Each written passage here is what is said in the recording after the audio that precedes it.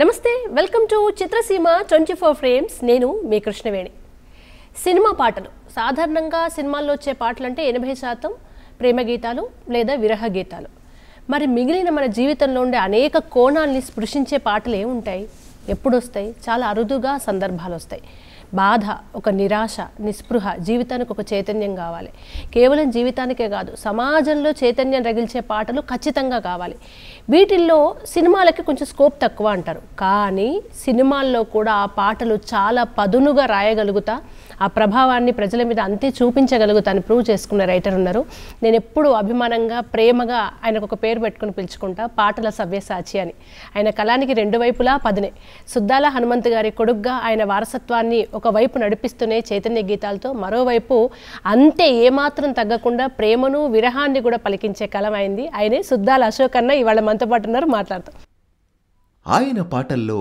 పల్లె ప్రకృతి విరబూస్తుంది మట్టి వాసన తట్టిలేపే వానజల్లులా తడిపేస్తుంది పాటకు కొత్తందాన్ని అందిస్తాయి ఆయన రాసిన పదాలు చైతన్యపరిచే ఉద్యమ పాటలైన పసందైన ప్రేమగీతాలైన హుషారెత్తించే ఊరమాస్ పాటలైన వెలకట్టలేని సాహితీ సంపద ఆయన సొంతం ఆయనే ప్రముఖ కవి గీత రచయిత సుద్దాల అశోక్ తేజ ఒసై రాములమ్మ సినిమాలో సుద్దాల రాసిన పాటలు వింటే ఆయనో ఆవేశపరుడంటారు ఠాగూర్ సినిమాలో నేను సైతం పాట వింటే కాదు ఆయనో ఆలోచనాపరుడంటారు అదే కలంతో రాసిన శ్రీరామదాసులోని భక్తి గీతాలు మధురానుభూతిని కలిగిస్తాయి పసందైన ప్రేమ గీతాలతోనూ మదిని రంజింపజేస్తాయి ఎలాంటి పాటలైనా తాను కలం పడితే జాలువారడానికి పోటీ పడతాయి అభ్యుదయ గీతాలు విప్లవ పాటలు మాత్రమే రాయగలడని తనపై పడిన ముద్రను ఒక్కొక్కటి తొలగించుకుంటూ అన్ని పాటలు రాయగలవాడే అసలు సిసలైన కవి అంటూ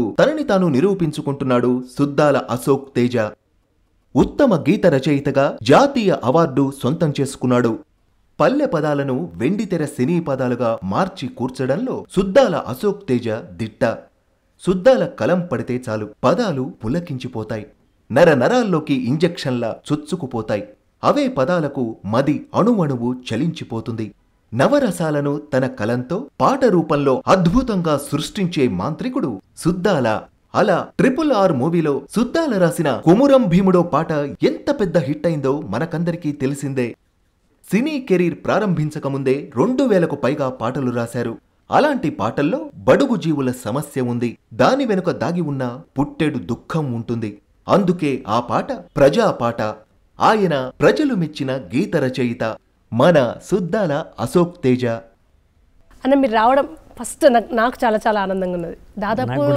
2000 సినిమాలలో 3000 పైచిలుకు పాటలు ఒక నేషనల్ అవార్డు ప్రజల ప్రేమ ఉంటే చాలు అవార్డ్స్ కన్నా ఏం కావాలని అంటుంటారు చాలామంది అవార్డ్స్ అందుకుంటే ప్రజల ఆదరణ లేని వాటికి అరుదైన వాటికి వస్తాయంటారు కానీ మీరు రెండు ఈక్వల్గా అటు అవార్డులు వచ్చినాయి అంతే ప్రభావవంతంగా మీరు జనాలకు పాటలు తీసుకుపోయారు అభిమానాన్ని పొందారు ఇన్ని 360 యాంగిల్లో ఎట్లా సాధ్యమైందన్న ప్రయాణం నేను ప్రజలకు వెళ్ళగలిగేటువంటి పాటలు రాయడం ప్రజల్లో అభిమానం పొందేలా పాటలు రాయడం అనేది నాకు వారసత్వంగా వచ్చింది సినిమా కథకి సన్నివేశాలకి పాత్రలకు సంబంధించిన పాటలు రాయడం అనే విద్య నేను చూసి విని నారాయణ రెడ్డి గారు లాంటి మహానుభావుల యొక్క పాటలు విని వాళ్ళ మాటలు విని వాళ్ళ ఆ ధోరణిలో వచ్చేటువంటి ఒక అద్భుతమైన ధార ఇవన్నీ నేను తెలుసుకున్నాను కనుక అటు నాన్న నుండి అమ్మ నుండి ఎంత వచ్చిందో ఇటు నాకన్నా పూర్వ కవులు సినిమాల్లో చేసినటువంటి వాళ్ళ రాగ భాగస్వామ్యం నాకు బాగా నా మనసుకు అలా ముద్రపడిపోయింది అది సముద్రాల గారి నుండి చందాల కేశవదాసు నుండి చంద్రబోస్ అనొచ్చు విన్నావా కనుక వాళ్ళ విని అంటే ప్రేమ పాటలు వినోదాత్మకమైనవి ఎంటర్టైన్మెంట్ సాంగ్స్ అవి ఉంటాయి కానీ సినిమా పాట కూడా ఒక ప్రభావవంతంగా రాయొచ్చు అనేటువంటి పాటలు నేను చాలా వినున్నా. అది సముద్రాల గారి కావచ్చు, కృష్ణశాస్త్రి గారి కావచ్చు, శ్రీశ్రీ గారివి, సినారే గారివి, వేటూరి గారివి, ఇలా వినొచ్చు. కనుక సినిమా రంగంలోకి నేను రావాలి అని అనుకున్నప్పుడు నా ప్రధానమైనటువంటి ఆలోచన, నా చూపు, నా తీక్షణమైన చూపు ఏంటంటే కలకాలం నిలిచిపోయే 10 పాటలైనా రాయాలి. నా అదృష్టం ఏంటంటే 95 సంవత్సరాల సినిమా చరిత్రలో దాదాపు 66 మంది సినిమా పాటల రచయితలుగా గుర్తింపు వచ్చిన వాళ్ళు ఉన్నారు. అందులో లబ్ధ ప్రతిష్ఠులైన వాళ్ళు 26 మందే ఉన్నారు. ఆ 26 మందిలో నేనున్నాను.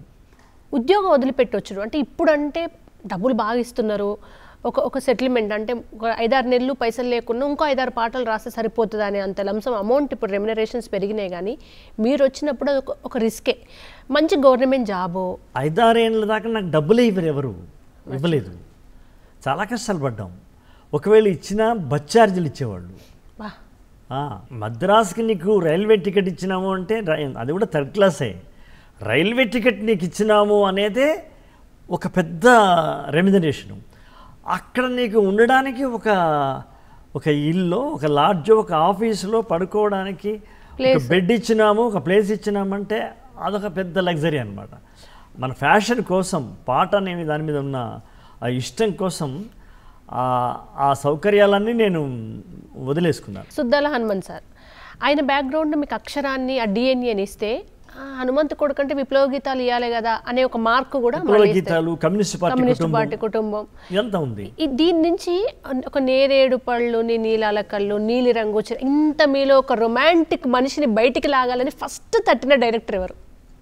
ఎన్కౌంటర్లో యుద్ధం వచ్చిందిరో అని పాట రాసినవాడు, మెట్టిపెల్లి లేచిందిరా మెడలు నరకమందిరా అని రాసిన వాడి చేత, అలాగే నేను చచ్చిపోతున్నా రేపే డప్పై పుడతా అని రాసినటువంటి రచయిత చేత,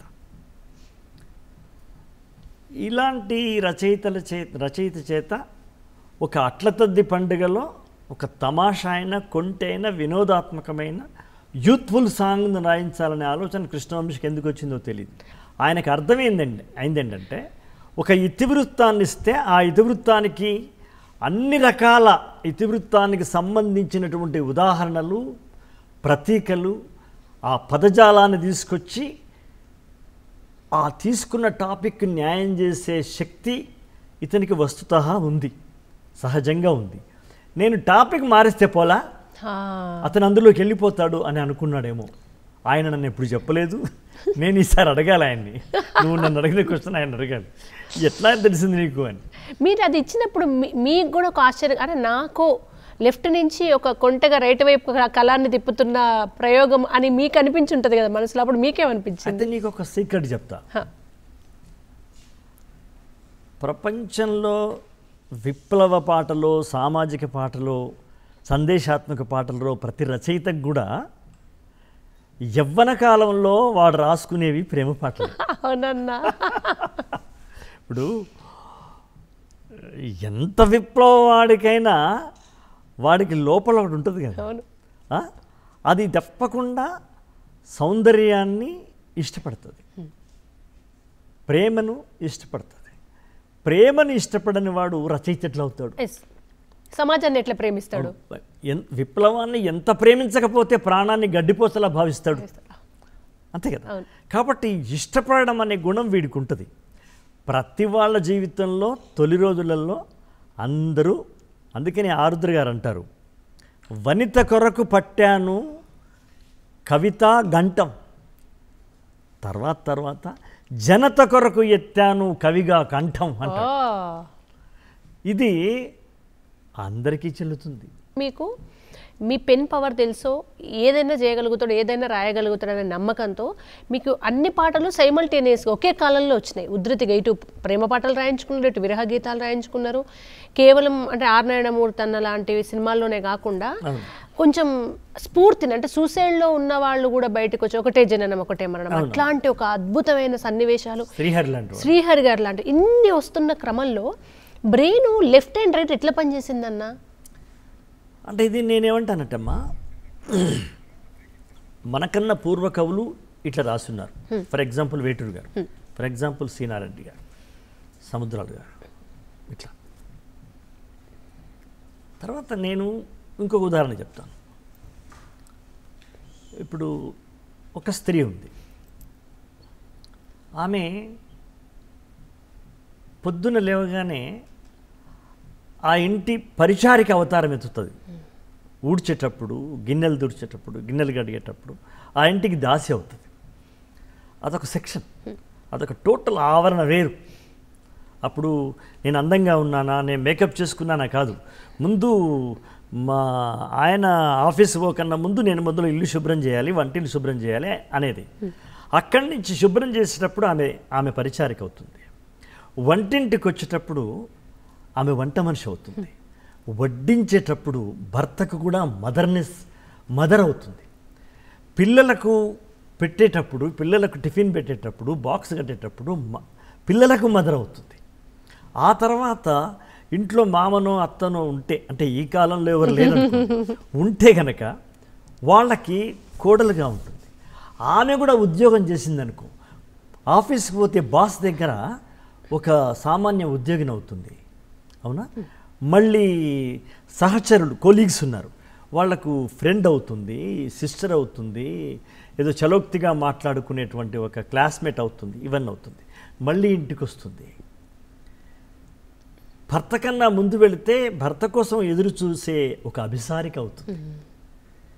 పిల్లల కోసం ఎదురు చూసే ఒక తెల్ల అవుతుంది. రాగానే పిల్లలకి ఏదో పెట్టాలనే తాపత్రయం.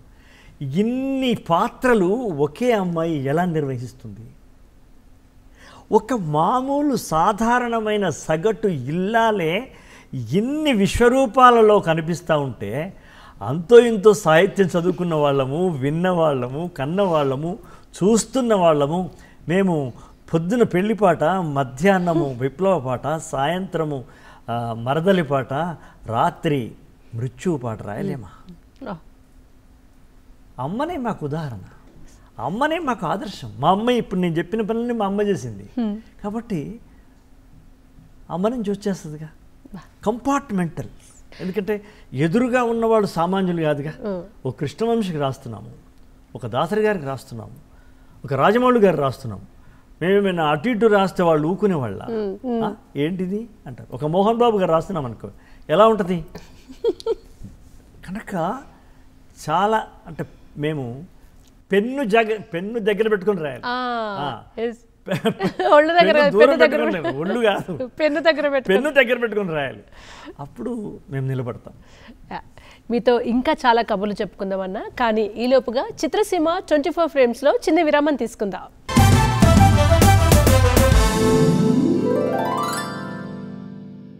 కార్యక్రమానికి తిరిగి స్వాగతం. అన్న, ఎంత గమ్మత్తుగా అనిపిస్తుంది అంటే మీ ఒక విషయం తలుచుకుంటే, మొదట మనకి తెలుగు సినిమాగా రచయితల్లో నేషనల్ అవార్డు శ్రీశ్రీ గారు, తర్వాత వేటూరు సుందరరామూర్తి గారు, మళ్ళీ మీరు, మళ్ళీ ఇప్పుడు కాసాల శ్యామ్ వచ్చేది.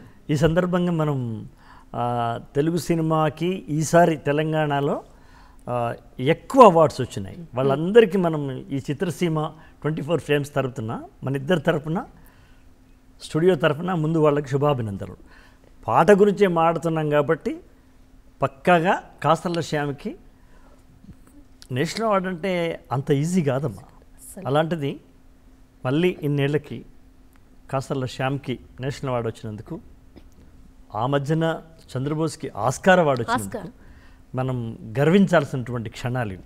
ఈరోజు ఈ క్షణంలో నా ఇంటర్వ్యూ ఉండడం అనేది కూడా గొప్ప సందర్భంగా నేను భావిస్తాను. నిజమని, ఎందుకంటే మీరు శ్రీశ్రీ గారు, వేటూరి గారు, మళ్ళీ మీరు ఇక్కడ వేటూరి గారిని పక్కన పెడితే శ్రీశ్రీ గారి తర్వాత ఠాగూర్లో మీకు అటువంటి సన్నివేశం రావడం, అదే ఎత్తుగడ ఎట్లా ఉంటుందంటే, అది శ్రీశ్రీ గారు ఏదో మిమ్మల్ని ఆవహించినట్టుగా ఆ అక్షరాలు ఏదో ఆశీర్వచనం ఇచ్చినట్టుగా ఉంటుంది తప్ప ఇది ఒక మిరాకిల్ లాగా అంత అద్భుతంగా అంటే శ్రీశ్రీని కంటిన్యూ చేయడం అనేది కష్టమే ఎంత పెద్ద బాధ్యత, ఎంత కష్టం అని అందరికీ అది ఏం అర్థం కాదు. కానీ ఇప్పుడు శ్రీశ్రీ రాసిన దానికి ఈక్వల్గా రాయాలి మీరు.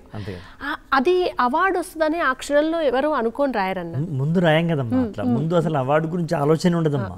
మామూలు ప్రసవ వేదన కాదు, నలుగురు పిల్లల్ని ఏకకాలంలో కంటే ఎంత ప్రసవ వేదన అయ్యి ఉంటుంది, మీకు అంత అయ్యి ఉంటుంది ఆ సందర్భం ఒక్కసారి. ఎందుకంటే మీ ప్రయాణంలో అది ఖచ్చితంగా మాట్లాడుకోవాల్సింది. అంటే శ్రీశ్రీ గారి యొక్క వాక్యాలు చిరంజీవి గారు ఇవి నాకు ఉండాలి, ఇవి నాకు పాటలో రావాలి అన్నప్పుడు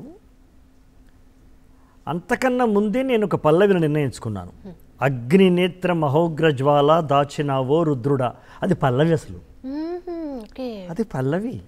మీరు అది చూస్తే గమనిస్తే కూడా అది చరణంలా ఉందా పల్లవిలా ఉందంటే పల్లవిలాగానే ఉంటుంది అన్నమాట. రాశాను. ఎప్పుడైతే చిరంజీవి గారు ఇది కావాలి అని అన్నారో అప్పుడు దాన్ని ఏం చేశానంటే ఏ పల్లవినైతే నేను దాన్ని చరణంగా మార్చాను. ఓకే, అంటే మీకు ట్యూన్ ఇవ్వలే ముందు? ట్యూన్ లేదు, without tune రాసేసుకున్నాను. Without tune రాసేసాను. Okay.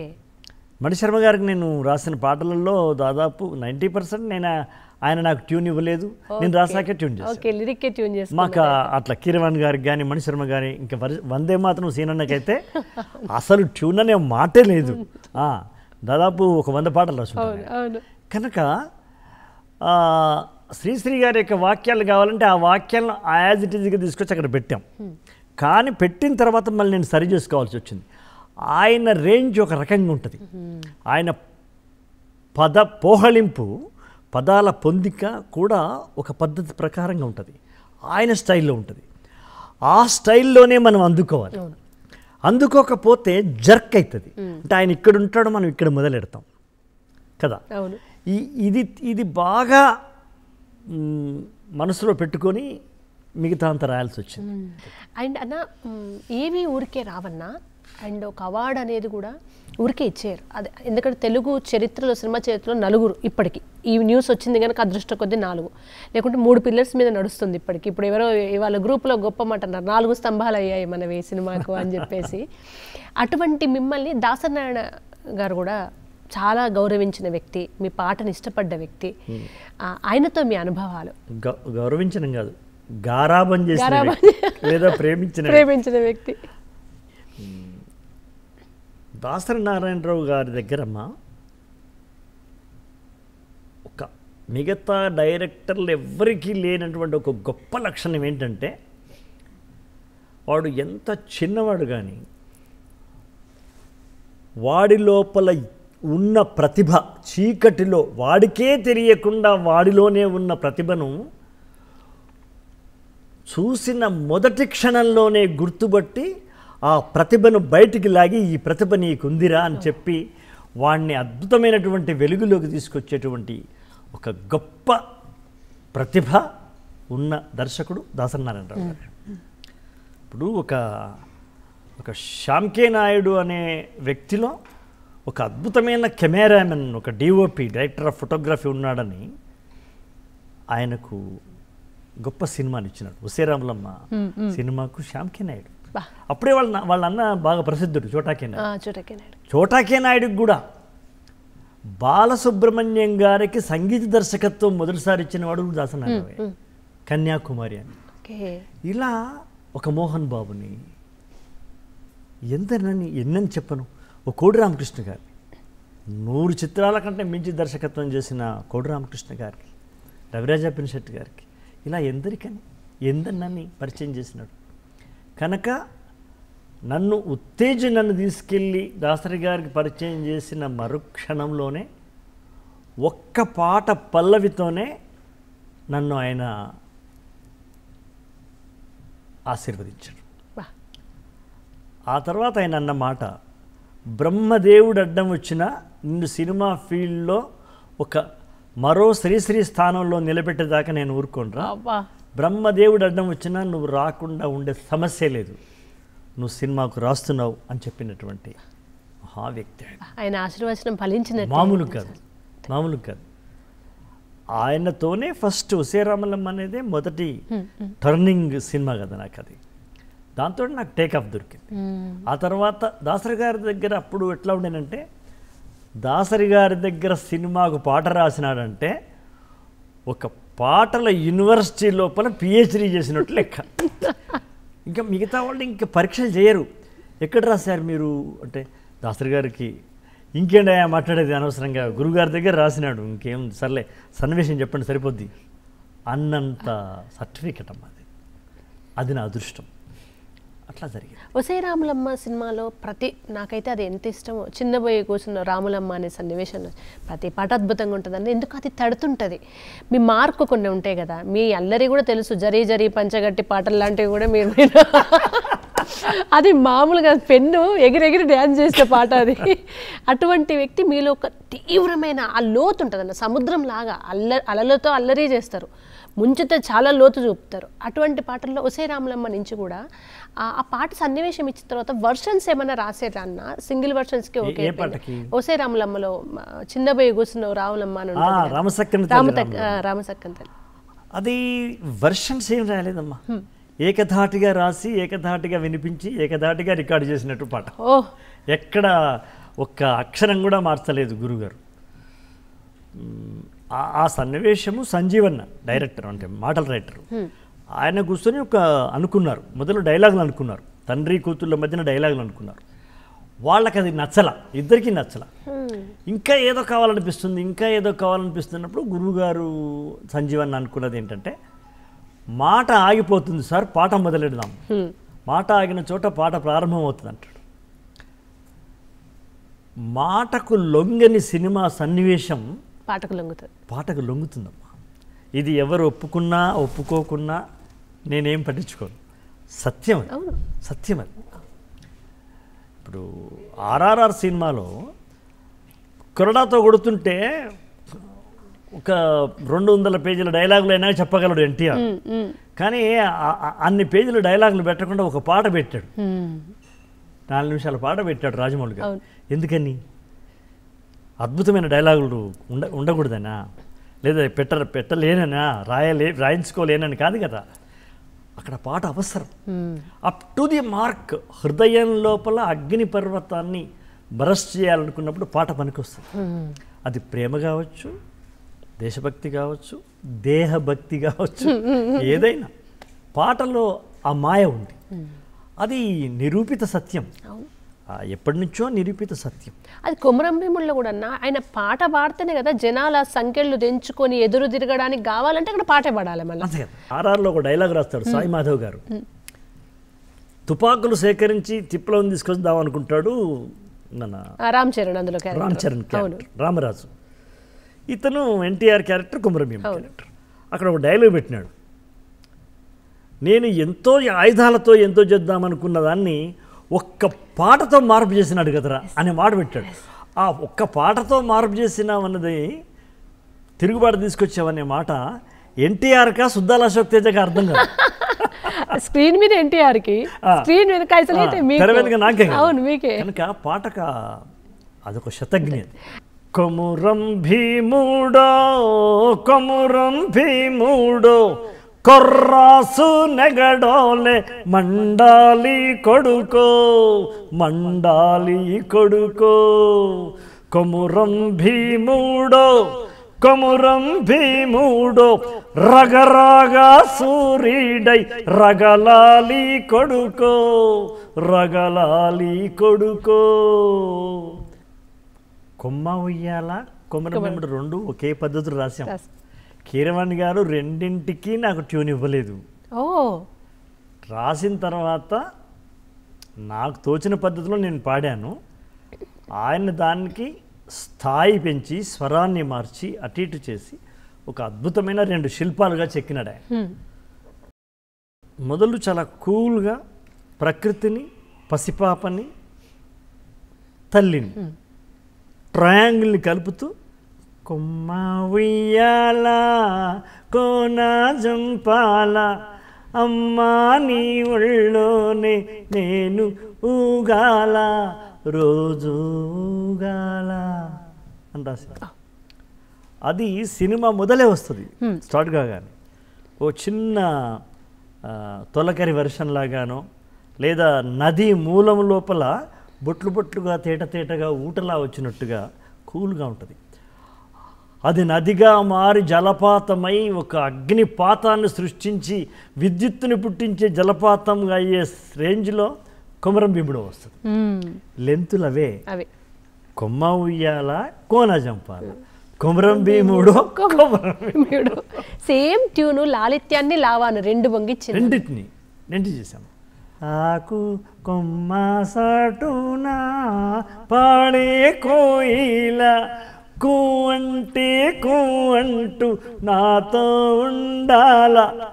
దీనికి దానికి హస్తి మశకాంతరం కదా.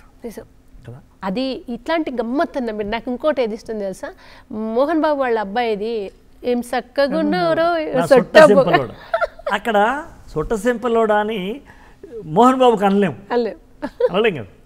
ఎందుకన్నాం ఇతనికి, ఈ పిల్లడికి పడతాయి నిజంగానే. అవును, రాఘవేంద్రరావు గారు మనోజ్కి ఒక థీమ్ సాంగ్ లా ఉండాలి, నువ్వు డ్యూట్ రాసినా అదొక థీమ్ సాంగ్ లా ఉండాలి, ఆయనకే అన్నట్టు ఉండాలి అంటే రాత్రంతా ఆలోచిస్తే తెల్లవారుజామున నాకు ఆ ఫేస్ గుర్తు చేసుకున్నాను, ఆ నొక్కుడు పడ్డ చెంపలు గుర్తుకొచ్చాయి. అక్కడ పుట్టింది ఆ పాట. అది వినగానే ఇప్పుడు లైఫ్ లాంగ్ మర్చిపోరు మనోజ్ ఆ పాట. ఎందుకు మనోజ్కి అది థీమ్ సాంగ్.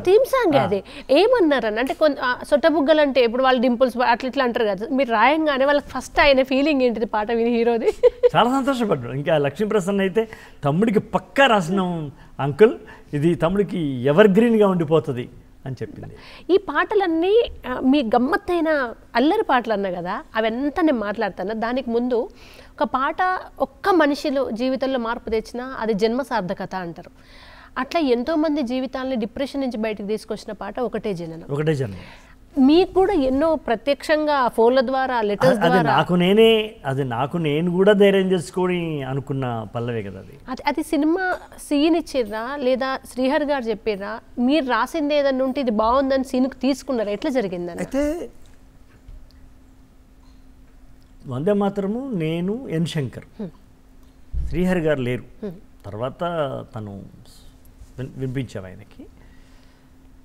శంకర్ అన్న చెప్పింది ఏంటంటే, అతను పోటీలకు వెళుతున్నాడు, ప్రాక్టీస్ చేస్తున్నాడు, అక్కడ మేము పాట వేస్తాం.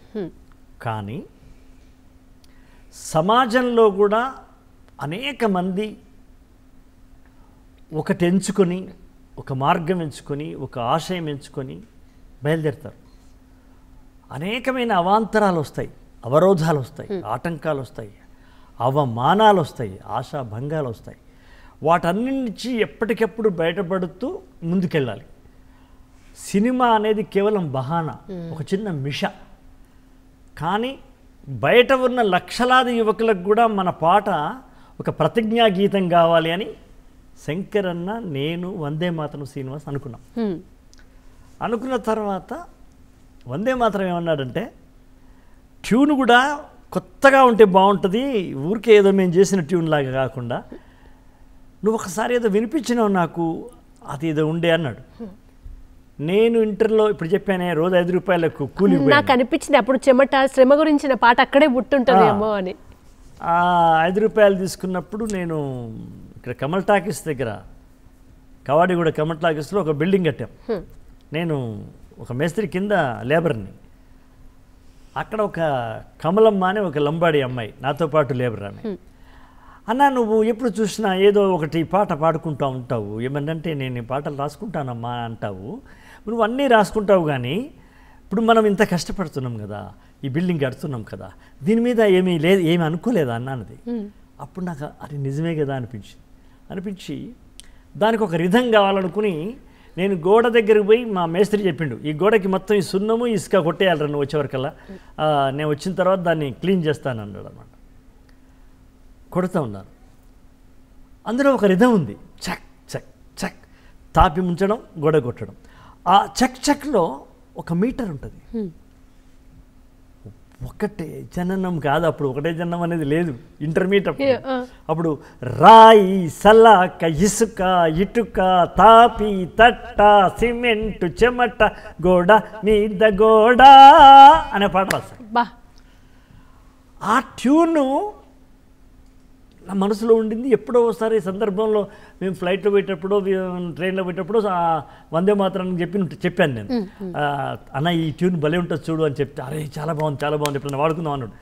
అది గుర్తు చేశాడు సీను ఓకే. ఈ సినిమా అప్పుడు. ఆ ట్యూన్ ఏమైనా పనికి వస్తుందా అంటే ఎందుకు పనికిరాదు అన్నాను.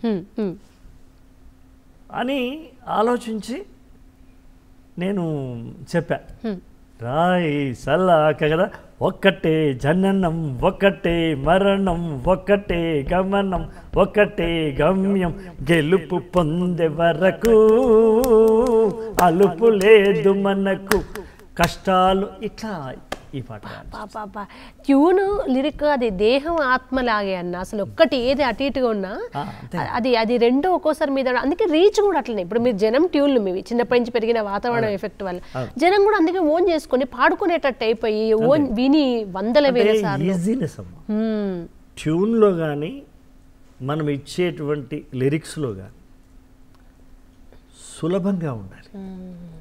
అతి కష్టంగా ఉంటే సినిమా పాట చెల్లదు, సినిమా పాటను తీసుకోరు.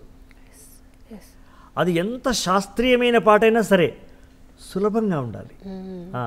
అది మీలో నేను ఎక్కడ నాకు ఆశ్చర్యం అంటే అన్న, ఇప్పుడు ఒక మెట్టెక్కి కూర్చుంటారు, అక్కడ ఆ మెట్టి మీదే కూర్చుంటారు, దిగమంటారు చాలామంది రచయితలు. మీరేం చేస్తారు? నువ్వు ఏడుకెళ్తే ఆడికొస్తా సువర్ణ పాట, మీరు ఇందాక పాడిన దేవుడు వరం అందిస్తే, నేను సైతం, ఇవి రెండు అంటే అర్థం కాదు. ఇదంతా రాసింది ఒకరే అనేది యాక్సెప్ట్ చేయలేనంత విచిత్రంగా ఉంటాయి. మీరు అంత ఓన్గా జనరేషన్ ఒక 10 సంవత్సరాలకు ఒక జనరేషన్ మారితే అన్ని జనరేషన్స్ మైండ్ సెట్ను, పదాల్ని, వాళ్ళు రోజు ఏం మాట్లాడతారో ఇవన్నీ అడాప్ట్ చేసుకొని మిమ్మల్ని మీరు ఎట్లా అంటే, ఇప్పుడు నేను ఇది కదా సుద్దాల అశోక్ తేజ నాకు నేషనల్ అవార్డు వచ్చింది ఇట్లుంటుందన్న చాలా మంది. నేను ఇదే పదం రాయా ఈ లెక్కలు దాటి ఎట్లా రాగలుగుతున్నారు? నా లక్షణం చెప్తా, మిగతా రైటర్స్ అని నాకు తెలియదు. దాదాపు దగ్గర 3,000 పాటలు రాశాను. ప్రైవేట్ పాటలు ఒక 2,000 పాటలు రాసినాకనే సినిమాలకు వచ్చా. నువ్వు నమ్ము తల్లి, ప్రేక్షకులు కూడా నమ్మాలి. ఈరోజు కూడా నేను ఒకవేళ పాట నాకు ఇస్తే ఎంత భయపడతానంటే, జీవితంలో నేను ఇప్పుడే మొదటి పాట రాస్తున్నానంత అంత ఏకాగ్రతతో అంత భయంతో రాస్తాను. కరెక్ట్గా చెప్పాలంటే 6వ తరగతి 7వ తరగతి పిల్లాడు హెడ్ మాస్టర్ కూర్చోబెట్టి రిటర్న్ టెస్ట్ పెడితే ఎట్లా రాస్తాడో ఇప్పటికి కూడా అదే భయం అమ్మ. ఎందుకంటే ఇప్పటిదాకా వచ్చిన ఈ కెరియర్ని పాడు చేస్తున్నానా లేదా? ఇప్పుడు మొన్న కన్నప్ప సినిమాకు రాసాం, ఇన్ని రాసాం కదా, అయినా భయమే. ఎందుకంటే ఇదంతా దేవుడి పాటలు రాయాలి. అక్కడ విష్ణు అంటే కన్నప్ప కళ్ళు ఇచ్చేసినాడు. అప్పటిదాకా నేనే భక్తుని అనుకునే మోహన్ బాబు గారు, వీడు భక్తుడా, వీడు మాంసం పెడుతున్నాడు ఎదవా అనుకున్నవాడు కళ్ళు తీసి లింగాన్ని పెట్టినప్పుడు ఒక్కసారి హిమాలయం పర్వతం లాగా ఉన్నటువంటి ఆ అహం శివం నేనే అనుకున్నవాడు ఒక్కసారి కుప్పకూలి పాతాళానికి వెళ్ళిపోయి ఇదేం భక్తిరా బాబు అనుకునేటువంటి సీన్ చెప్పినాడు. మోహన్ బాబు గారు చెప్పారు, ఇక్కడ నాకు పాట కావాలన్నాడు ఆయన. అక్కడ నేను రాయాలనుకున్నప్పుడు ఇవన్నీ మర్చిపోతాం కదా, మర్చిపోయి ఏ దేవుడు కనలేదురా నీ అంతటి త్యాగిని, ఏ దేవుడు కనలేదురా నీ అంతటి త్యాగిని, నయనాలతో నైవేద్యమా ఇది సాధ్యమా తిన్నడా, శైవం దైవం నాదేనని అహం బ్రహ్మ నేనేనని భ్రమలో బ్రతిక గతం గత. అక్కడ నేను ఏదో ఒక దగ్గర ఐటమ్ సాంగ్ రాస్తాము, ఒక దగ్గర ఇంకేదో ఐకాన్ సాంగ్ రాస్తాము. ఐకాన్ సాంగ్ అంటే సాంగ్ అని కాదు, ఒక చిరంజీవి గారు ఇవన్నీ ఉంటాయి. కానీ ఇక్కడ ఒక పరమ శివ భక్తుడు పశ్చాత్తాపడేటువంటి మోహన్ బాబు గారి గుండెలోకి నేను వెళ్ళిపోవాలి, లేదా మోహన్ బాబు గారి గుండెను నా గొంతులోకి తెచ్చుకోవాలి. అప్పుడు నయనాలతో నైవేద్యం అనే మాట వస్తుంది. అండ్ శంకర్ గారు అంటే తెలుగు సినిమా లేకుంటే దేశ సినిమా స్థాయిని అంత ఎత్తున ఇట్లా బాహుబలిలో బాబుని ఎత్తుకున్నట్టు ఎత్తుకున్న వ్యక్తి రోబో సినిమా. ఆ తర్వాత కూడా మీరు ఆయనతో ప్రయాణం సాగిస్తూనే ఉన్నారు. మీరు మొన్న భారతీ 2 కూడా రాశారు. రోబో ఇనుములో హృదయం మోల్చడం అనే పదం ఎట్లొచ్చిందన్న అసలు? కొన్ని ఎట్లొస్తున్నాయి అన్న సంగతి ఏం తెలియదమ్మా. అది ఎందుకంటే మనం ముందే రెడీ తీసుకొని పోం కదా, ఇనుమునో దిక్కు తీసుకొని పోం కదా సార్ దగ్గర. ఎంత గొప్ప పదం అసలు అది. ఆ లైన్ ఎన్నిసార్లు విన్నా నాకు ఆశ్చర్యంగా అనిపిస్తుంది. ఆ టైంలో యువకుల్ని మొత్తం ఒక అల్లకల్లోలం చేసినటువంటి మాట, ఒకటే మాట. ఆ తర్వాత చాలా ఏళ్ళకేమో క్రీమ్ బిస్కెట్ లాంటి మాట. అదేంటే అది కూడా కథ వల్లనే వచ్చిందమ్మా. ఒక రోబోట్కి ఒక అమ్మాయి మీద ఒక భావోద్వేగం వస్తుంది. మిషన్ చెప్పిన పని చేస్తుంది కానీ భావోద్వేగం రావడం అనేది జరగదు. జరిగింది అక్కడ సినిమా కాబట్టి. భావోద్వేగం వచ్చి ఐశ్వర్యరాయ్ గారిని రాయొచ్చి టప్పున ముద్దాడుతుంది. ముద్దాడగానే వాడి ఫీలింగ్ ఏంటి, వాడికి తెలుసు వాడు రోబో అని. ఇది చెప్పినప్పుడు నేను ఏమంటారు మీరు అన్నాడు. పోతే ఇదేదో ఇంటికి పోయి రాసుకొచ్చింది కాదు, ఊరికే ఇట్లా మన ఇద్దరం మాట్లాడుతున్నట్టు. కానీ ఏమంటారు మీరు, మేము అంటే నేనన్నాను సార్ అతను ఒక ఐరనీ కదా సార్ ఇది అంతా. ఇనుములో ఓ హృదయం మొలిచెనే అందాం సార్, పట్టుకుంటుంది అన్నాడు. శభాష్ అన్నాడు ఆయన, చాలా సంతోషపడ్డాడు ఆయన. అట్లాగే రోబోట్ మేము మా దగ్గర తమిళంలో ఇందిరన్ అంటారు, మీరేమంటారు అంటే నేను యంత్రుడు అంటాను, మరమనిషి అంటాం అని. మరమనిషి అనే మాట ఒక టైటిల్ సాంగ్లో పెట్టాము, యంత్రుడు అనేది ఈ సాంగ్లో వచ్చింది. పువ్వాసనకు వచ్చాడు అనేది రాశాను. అవును అవును. ఈ పాటల తర్వాత బిస్కెట్, ఫిదా, నేనన్న జరీ జరీ పంచగట్టి, ఈ పాటలన్నీ ఒక 15-20 minutes నేను దానికి కేటాయించాలని డిసైడ్ అయినా. మీలో ఉన్న నిత్య యవ్వనం ఆ యువకుడిని బయటికి లాగే ప్రయత్నం ఒక చిన్న బ్రేక్ తర్వాత చేస్తా. చిత్రసీమ 24 Framesలో చిన్న విరామం తీసుకుందాం.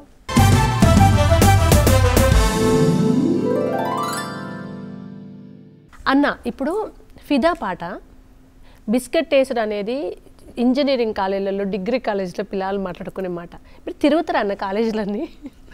లేదు, నా మనవరాళ్ళు ఉన్నారు కదా, వాళ్ళే చెప్తారు నాకు. ఓకే, మా చిన్న మనవరాలు చెప్పిన మాట, తాత మనకు క్రీమ్ బిస్కెట్ వేస్తుండే అన్నది. ఇదేదో బాగుంది, అప్పుడు అదే పాట రాస్తున్నాను. వట్టి బిస్కెట్ వేస్తుండే అని పెద్దామంటే, కాదే క్రీమ్ బిస్కెట్ వేస్తుండే తాత మనకు అన్నది. అనగానే అరే ఇదేదో బాగుంది అనుకుని తీసుకొచ్చి ఆ పాటలో పెట్టడం, అది పెద్ద అసలు మామూలు హిట్ అన్ని ఎన్ని మిలియన్స్ వ్యూస్. అసలు అది ట్యూన్ లిరిక్ ఇట్లా తక్కట్లో పెట్టినట్టుంది అది ఆ పాట. అదే అది మధుప్రియ పాడిన పాట. దాని తర్వాత ఇవన్నీ సినిమా పాటలు అన్న. సరే, సినిమా పాటల కంటే రీచ్ ఎక్కువ, పబ్లిసిటీ, పిఆర్ టీమ్ ఇవన్నీ. జరీ జరీ పంచగట్టి పాట ఏందన్నా, అసలు ఏం హిట్ అది. అది ఒక్కసారి ఆ 2 పాటలు మీ గొంతులో నాకు కావాలి. జరి జరి పంచేగట్టి జారుడు పంచేగట్టి జారుతున్నవరో చేజారుతున్నవరో, నా కాలికి నా వేలికి నా కంటికి ముని పంటికి జై అని కదా. పదాలు కూడా బాగా క్యాచ్గా ఉండాలి కదా, జరీ జరీ జారుతున్నవారు అన్ని. ఆ పదాలని మీరు చాలా ఇంటెన్షనల్గా చల్లిన మంది కదా. తర్వాత నాకు అప్పుడప్పుడు ఎటన్నా వెళుతున్నప్పుడు, సభలకు వెళుతున్నప్పుడు మీరు అన్ని మీనింగ్ఫుల్ మెసేజ్ బాగా రాస్తారు సార్, సరదా పాటలు మీరు రాయరు అన్నట్టుగా అంటుంటారు అనమాట. ఇంకా వాళ్ళు కాదు, మా మనవరాలే అంటది, ఏ తాత నువ్వు కాసల శ్యాము, సుభాష్ చంద్రబోస్ తాత వాళ్ళందరూ మంచిగా రాస్తారు, నువ్వన్నీ ఏమైనా కూడా సూర్యుడే సెలవని ఏందుకు ఇవన్నీ అంటుంది అనమాట. అంటే నా మనవరాలుగా నచ్చట్లే నా పాటలు. ఆహా అనుకొని వీళ్ళకి కూడా మనం ఒకసారి చూపిద్దాం అసలు ఏంటి అనేది. ఎప్పుడో ఒకసారి తిక్క అనిపించేది నాకు. ఆ తిక్కలోంచి పుట్టిన పాటలే ఇవన్నీ. ఇప్పుడు మాట్లాడమని అన్నారా ఫిదా ఉన్నవిచ్చి? అది సారంగదరియా.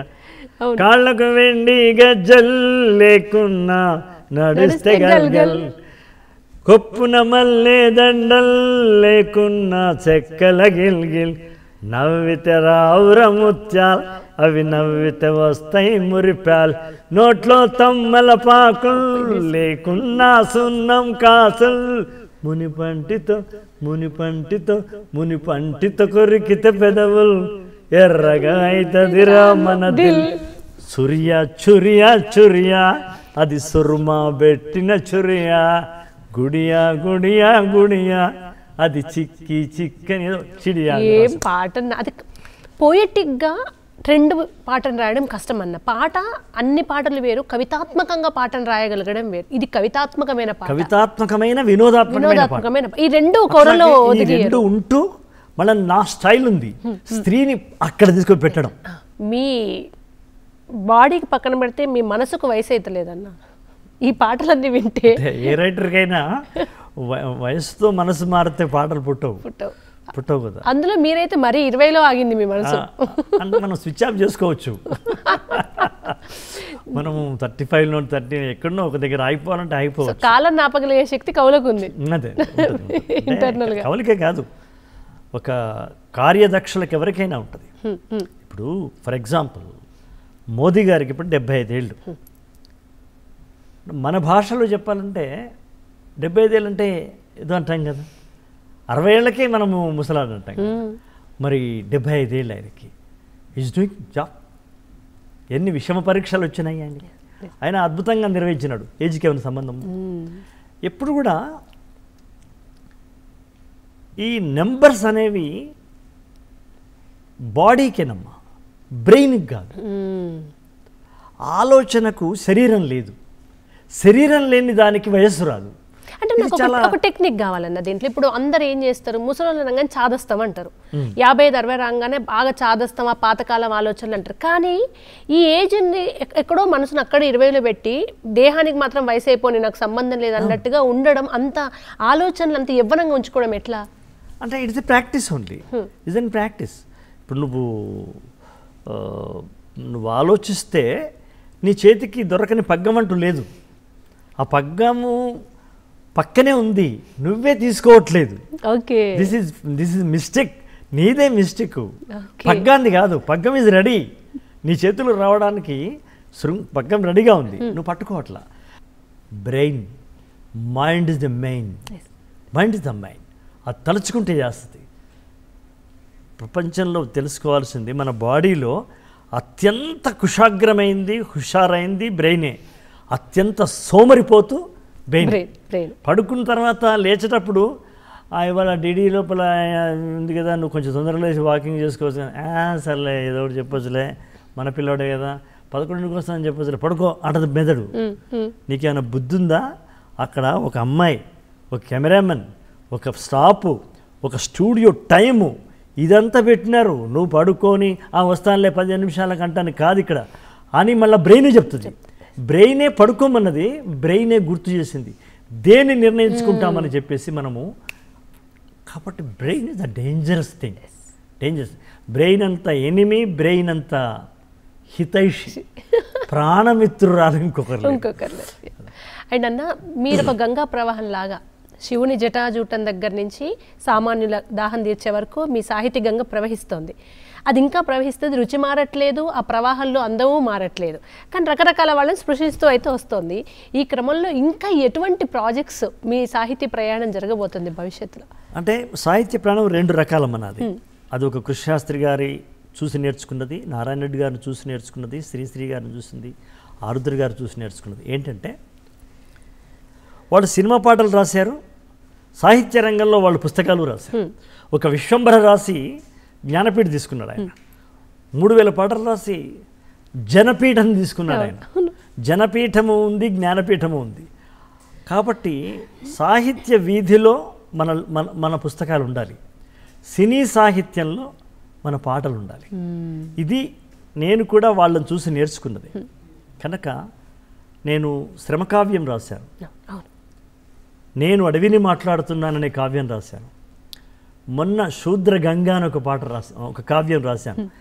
నెక్స్ట్ మంత్లో అశోక వనం అనే ఒక కావ్యం రాబోతుంది. ఆ తర్వాత ఇన్ని 30 సంవత్సరాల ఈ జీవితంలో ఒక పాటను నేను ఎలా రాశాను, ఇప్పుడు నీకు ఎట్లయితే చెప్పినానో, 30 సంవత్సరాల్లో వచ్చిన పాటలలో కొన్ని పాటలు తీసుకొని పాటతో నా ప్రయాణం అనే ఒక పుస్తకం రాస్తున్నాను. అంటే ఒక పాట వెనకాల ఎంత యుద్ధం జరిగింది. ఒక ఆయన అన్నాడు నన్ను, సుద్దాలా నీ పాటల వెనుక ఇన్ని యుద్ధాలా? యుద్ధాలు ఎండూరు సుధాకర్ గారని పాపం చనిపోయి ఏ లోకంలో ఉన్నాడు కానీ ఆ మహానుభావుడు అన్నమాట. కనుక ఒక పాట చెప్పగానే నాతో నేను ఎంత యుద్ధం చేశాను, నేను సంగీత దర్శకునితో ఎంత యుద్ధం చేశాము, నిర్మాతతో, దర్శకునితో, హీరోతో ఎంత యుద్ధం జరిగింది. యుద్ధం అంటే గాయాలు జరిగే యుద్ధం కాదు, అది గేయాలు పుట్టే యుద్ధం. గాయాలు పుట్టే యుద్ధాలు ఉంటాయి, గేయాలు పుట్టే యుద్ధాలు ఉంటాయి. మా యుద్ధాలు ఎంత గట్టిగా వాదించుకున్నా గేయాలు పుట్టే యుద్ధాలే, గాయాలు మాన్పే యుద్ధాలు కూడా. కాబట్టి ఆ యుద్ధాలు ఎలా జరిగినవి అనే పుస్తకం రాస్తున్నాను. అద్భుతం. అది దాని పేరు పాటతో నా ప్రయాణం. ఇలా సాహిత్య విధిలో అవి రాస్తున్నాను. సినిమా ప్రపంచంలో సరే ఎక్కువ రాస్తున్నామా తక్కువ రాస్తున్నామా అనేకం. మేమున్నప్పుడు వేటూరు గారు ఇప్పుడు లేరు, సిరివెన్నెల గారు లేరు. తర్వాత చంద్రబోస్ నేను ఒకసారి వచ్చాము. ఆ తర్వాత రామ్జోగి గారు వచ్చారు, అనంత శ్రీరామ్ వచ్చినారు, కాసర్ల శ్యామ్ వచ్చినాడు, ఇంకెవరు కృష్ణ చైతన్య చాలామంది వచ్చినారు, శ్రీచరణ్ వచ్చినాడు, చాలామంది వచ్చినారు. కనుక అప్పుడంత ఉధృతంగా రాయకపోవచ్చు, లేదా అప్పుడంత ఒత్తిడిగా ప్రెజర్గా కూడా రాయకపోవచ్చు. ఇప్పుడు మేము కొంచెం పెద్దవాళ్ళం పోయినాం. ఇప్పుడు మమ్మల్ని సాయంత్రం వరకు పల్లవి అని అనరు. అన్న చెప్పన్నా మరి నీకు ఎట్లా ఉంది, నీ షెడ్యూల్ ఎట్లా ఉంది అంటే, నేను రేపు మొదలు పెడతాను ఓకేనా, లేదా 3 రోజుల దాకా నేనైతే ముట్టుకోను, మరి నీ ఇష్టం అని చెప్పగలిగే ఒక స్థాయి, ఒక సీనియారిటీ వచ్చింది.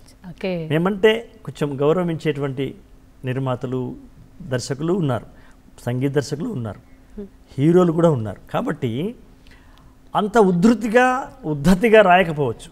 కానీ ఇవాళ కూడా నిన్న మొన్న విడుదలైన కన్నప్పలో కూడా మనం రాసినాం పాట. అలాగే విడుదల కాబోతున్న సినిమాలకు మనం రాయబోతున్నాం. అనక ఈ 31 సంవత్సరాల్లో మనం ఇంకా దాన్ని ఏమంటారు, రన్అట్ కాలేదు. సెంచరీలు దాటుతున్నాయి కానీ రన్అట్ కావట్లేదు, బ్యాట్ వదిలిపెట్టలేదు. కాబట్టి సచిన్ టెండూల్కర్ తోటి బ్యాట్ నాతో మాట్లాడుతుంది అంటాడు ఆయన, అలాగే నా పెన్ను నాతో మాట్లాడుతుంది. అందుకే నేను ఎప్పుడు చెప్తా ఉంటా, కన్ను మూసేదాకా పెన్ను మూసేదిలే, పెన్ను మూసేదాకా కన్ను మూసేదిలే. మీరు అది మీ జీవితానికి ఇది ఒక క్యాప్షన్. నేను అట్లాగా అనుకున్నాను. ఇట్లాగే ఇప్పుడు ఇది కూడా ఒక సాహిత్యమేనమ్మా, మనం చేస్తున్నది సాహిత్యమే. మనం ఏదో చెల్లె మీ ఇంటి వాళ్ళు ఏం కూర వండిండ్రు, నువ్వు ఈ మధ్యన ఎన్ని చీరలు కొనుక్కున్నావు, అన్నీ కారు ఇంకా బెంజి ఎప్పుడు కొనుక్కోలేదని మనం మాట్లాడుకోవాలి. సాహిత్యం ఆడుతున్నాం అంటే ఇట్ ఈస్ ఆల్సో ఒక సాంగ్. మనం పాట అనే ప్రపంచంలోనే ఉన్నాం. కాబట్టి ఇది పెన్నుతో ఉన్నట్టే. కాబట్టి పోతే ఇలాంటి ఒక అద్భుతమైన సందర్భంలో కన్నుమూయాలి, ఒక అద్భుతమైన సృజన చేస్తూ కన్నుమూయాలి తప్ప ఎదురు చూస్తూ నిరీక్షిస్తూ ఎందుకున్నాను దేవుడా అలా కోరుకోకూడదు. నేనేమనుకుంటున్నానంటే, పెన్ను మూసేదాకా కన్ను మూసేది లేరా అశోక్ తేజ, కన్ను మూసేదే లెక్క పెన్ను మూసేదే లే. థ్యాంక్ యూ అన్న. మీకు ఒక ర్యాపిడ్ ఫైర్ ఉంది ఇప్పుడు. కొన్ని క్వశ్చన్స్, ఒక 4-5 క్వశ్చన్స్ అడుగుతా, టక్కడక చెప్పాలా? టక్కడక చెప్పాలి. సరే. చిత్రసీమ 24 ఫ్రేమ్స్లో ఇప్పుడు ర్యాపిడ్ ఫైర్ రౌండ్.